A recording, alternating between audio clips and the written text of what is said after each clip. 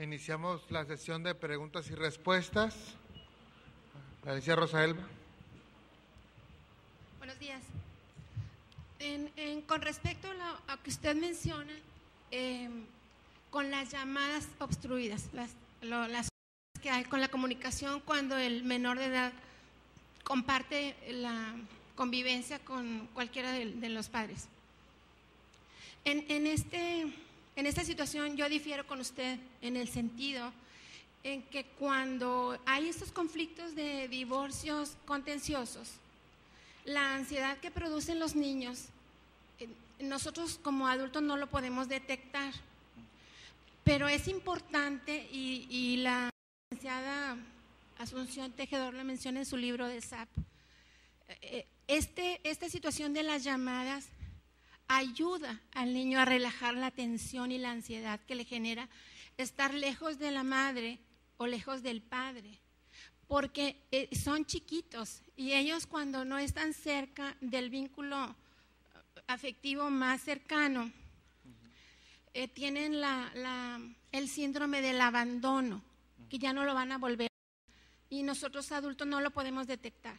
Y esas llamadas por teléfono son muy importantes para que no se rompa ese vínculo. Sí, ese vínculo debe continuar y los padres que tienen esta situación deben aceptar esas llamadas para ayudar al menor. Otra de las situaciones que usted menciona, el encargar a los hijos, la aplicación, etcétera. Nosotros en Nuevo León tenemos el código que marca obligaciones para los padres, para cada uno en los divorcios. Y tenemos la figura de una ejecución de una sentencia en un incumplimiento. Lo único que nosotros necesitamos en Nuevo León es que la ley se aplique a aquel que incumpla, para evitar la impunidad, porque la figura del padre o la madre que inicia una alienación con el hijo, generalmente uno atiende en tiempo o a medio tiempo o a tiempo y lo solicitas a los jueces y haces la cita y no va y se enfermó, etcétera, y ahí el tiempo que duran los juicios familiares ayudan al padre alienador. Entonces, en estas situaciones, solamente nosotros necesitamos la aplicación inmediata de los medios de apremio que nos marca la ley, porque el padre o madre alienadora tiene que saber que hay una ley y una protección de los derechos de los niños, que la aplicación de los medios de apremio ayudaría a que lo entiendan. Y hemos tenido juicios que se resuelven excelentes cuando la ley inmediatamente aplica, y otros que no lo resolvemos tan favorablemente por el tiempo que pasa. Pero sí, las consecuencias que usted menciona son muy válidas, muy certeras, muy ciertas, pero esperemos no llegar más allá. Por eso tenemos estos foros y la verdad, pues, su presencia. Muchas gracias. Es muy importante, de verdad, es fundamental que todos y todas los que tenemos que ver con este tema nos focalicemos en algo esencial. Aquí lo que priva es el derecho y el interés superior de la persona menor de edad a vincular sanamente con ambas personas, siempre y cuando no exista un impedimento válido para ello. Ya, si hay un impedimento, entonces sí tenemos que actuar de otra forma.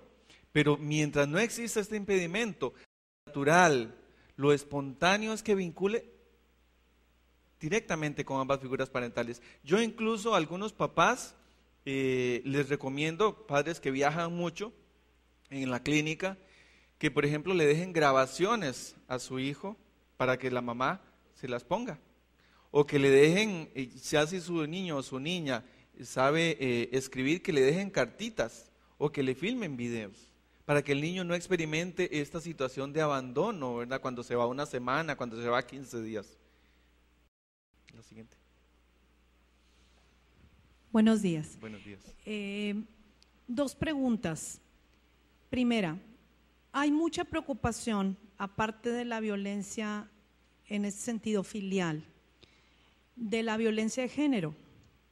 Entonces, ocasionalmente los abogados radicalizamos demasiado la forma de intervención jurídica.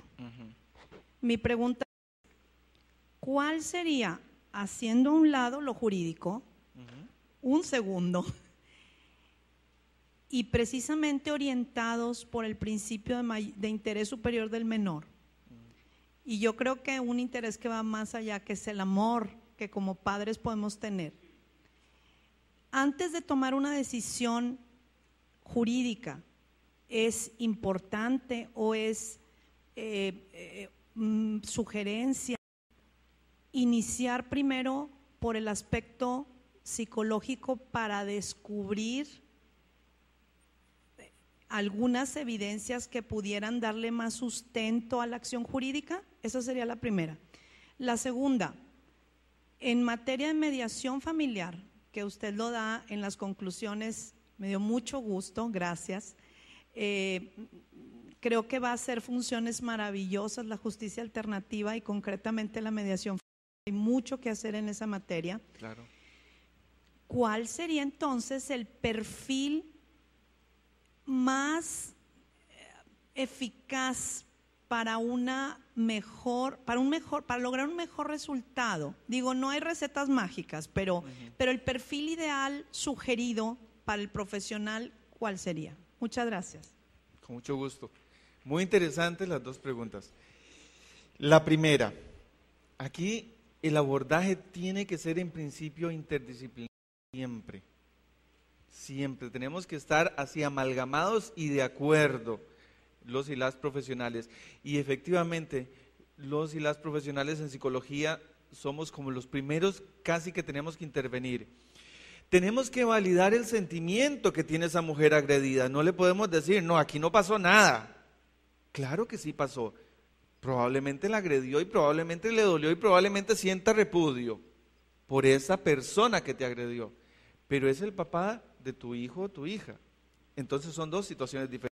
Tenemos que validarle el sentimiento en esa situación, pero hacerle ver que ese sentimiento no tiene que afectar la otra condición, siempre y cuando, y aquí recalco esto, y ténganlo presente, este vínculo que busque ese papá con el niño no signifique continuar con el proceso de violencia, porque entonces ahí sí tenemos que mantener una actitud de obturar, ¿verdad? Decimos en Costa Rica, si el papá tiene una cierta dosis de ubicatex, ¿verdad? Es decir, si está ubicadito y sabe que efectivamente su interés es vincular con su hijo, bueno, ¿por qué no? Es decir, su problema fue con la señora. Sin embargo, si lo que quiere es continuar el proceso sistemático de violencia a través de la prole, ahí está haciéndole daño a la prole y por supuesto que hay que plantear un límite.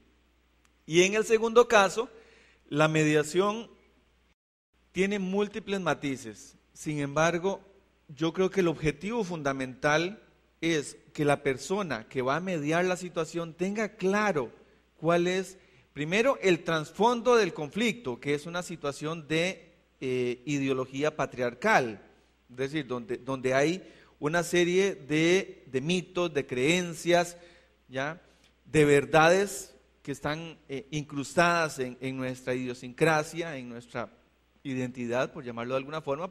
Obviamente estas mamás que uno entrevista, casi siempre son mamás, hablo de mamás por eso,